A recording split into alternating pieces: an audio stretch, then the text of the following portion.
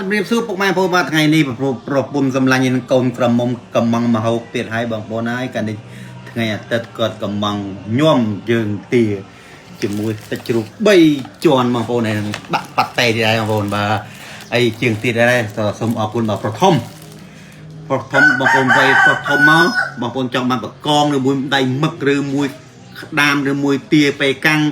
ឬមួយជើងទាបងប្អូនវ័យភ័យប្រធមបងប្អូនចង់បានទេបងប្អូនតាក់ទងគាត់ទៅភ័យប្រធមបាទភ័យលោកប្រធមបាទតែតកដល់ប្រធមដែរបងប្អូនអញ្ចឹងញោមមកខ្ញុំបាទមានដូចជាស្ពៃក្តោបមានម្ទេសហាវ៉ៃពណ៌លឿងការ៉ុតជី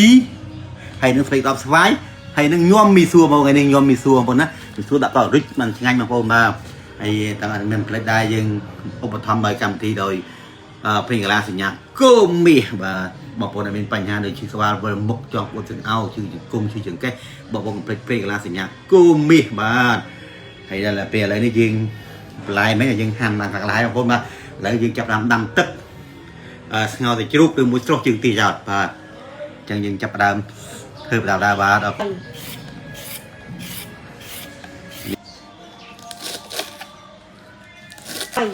បាទទឹកពុះបងប្អូនមកទឹកពុះឲ្យបងប្អូនបាទយើងជើងទាយើងប្រហែលលាក់ស្រុះយើងស្ងោរសាច់ជ្រូកឆ្អិនហ្នឹងបងប្អូនណាបាទយើងស្ងោរសាច់ជ្រូកឆ្អិនយើងមានពេលធ្វើឲ្យការងារផ្សេងបាទបឹបអូសាច់ជ្រូកឆ្អិនហ្នឹងបងប្អូនបាទសាច់ជ្រូកឆ្អិនណាជ្រូកឆ្អិននេះចាក់មើលតិចដឹងបងប្អូនអូឆ្អិនល្អបាទសងជ្រូកចេញបងប្អូនបាទហើយទឹកហ្នឹងគឺយើងកុំចោលបងប្អូនយើងស្រុះជើងទាបងប្អូនបាទ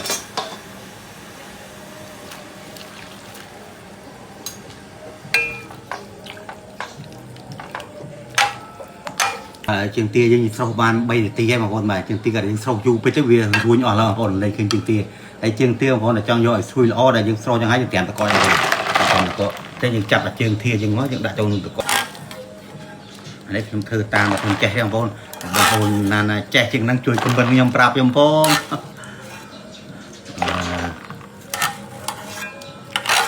លាយកន្លែងបងប្អូនណាយើងលាយឲ្យបើយើងហូបអត់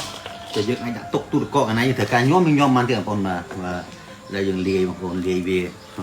អានេះមានស្ពៃក្តោបដូចពីប្រភេទមានអាស្វាយមានអាពណ៌ធម្មតាហើយនេះយើងមានជីគូមុខមានការ៉ុតអីហ្នឹងនេះហើយអត់មានទឹមបារាំងបងប្អូនអើយគេឡើងផ្សារ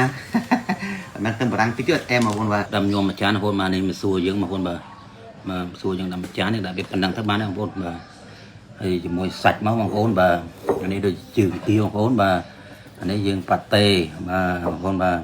ហើយសាច់ជ្រូកបាទយើងដាក់មួយចានដល់ច្រើនណាស់ហ្មងសាច់ធ្វើហូបខ្លួនឯងបងប្អូនបាទហើយយើងសល់នោះទៀតបងប្អូនបាទក៏នោះតែមកកូនភ្ញាក់មកគឺធ្វើហូបខ្លួនឯងទៅទឹកត្រីយើងមានបងប្អូនបាទហើយទឹកត្រីនេះទឹកត្រីយើងធ្វើខ្លួនឯងបងប្អូនយើងអត់បានធ្វើបងប្អូនមើលទេទឹកត្រីនេះយើងបុកខ្លួនឯង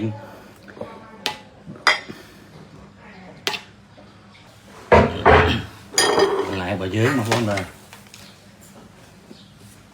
ដាក់បន្លែយើងមួយចានមក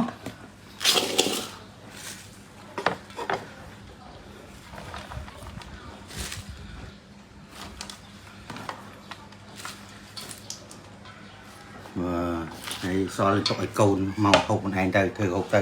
កាលណាបើយើងញោមទុកឲ្យអត់ឆ្ងាញ់ដែរបងប្អូនហ្នឹងបាទហើយយើងទៅមិនពេកដែរយើងប្រើទឹកត្រីមួយស្ព្រាមកបងប្អូនជាមួយបន្លែហ្នឹងដើម្បីឲ្យវាចូលជាតិគ្នា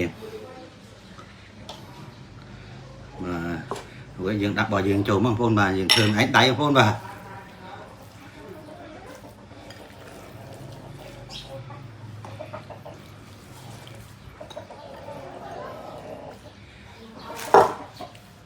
មុនបងប្អូនហើយអ្វីដែលភ្លេចមិនបាននោះគឺសណ្តែកដីបងប្អូនបាទបងប្អូនទៅកម្មទេសចេះម្ទេសដាក់ម្ទេសទៅអែមដល់ក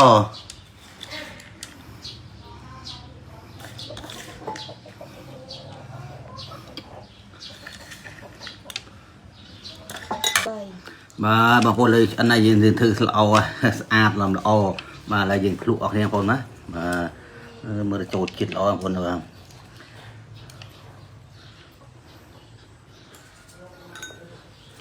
បើមិនចូលជាតិយើងដាក់ជាតិទៅទៀត